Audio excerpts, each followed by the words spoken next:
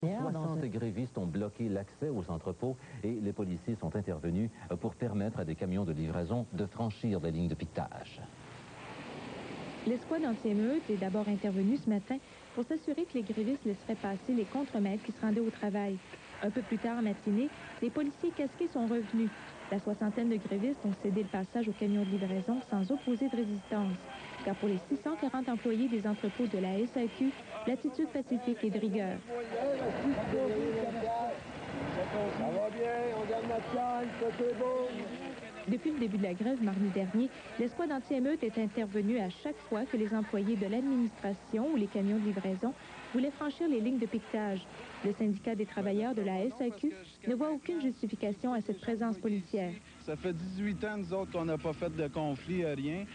En majorité, c'est notre premier conflit qu'on vit et on a l'intention de faire ça pacifiquement. Puis il n'y a personne de violent ici. Il n'y a aucun incident encore qui, à mon sens, pourrait justifier l'intervention massive de ces gens-là. Cette grève qui touche le réseau de distribution de spiritueux, de vins et de bières importés dans les succursales de la SAQ risque de se poursuivre jusqu'à la période des fêtes. La paralysie des 3 centres de distribution pourrait faire mal à la Société des alcools puisque la majorité des profits sont enregistrés d'octobre à décembre. La convention collective des employés d'entrepôt de la SAQ est échue depuis le 30 juin dernier. La question salariale est au cœur du litige. Le syndicat des travailleurs de la SAQ revendique pour ses membres une augmentation de 26 sur 3 ans. Les syndiqués tentent ainsi d'obtenir la parité salariale avec les travailleurs de l'industrie brassicole.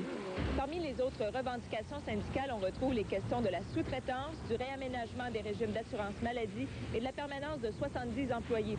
Les deux parties se rencontrent demain en présence de médiateurs pour étudier les demandes syndicales.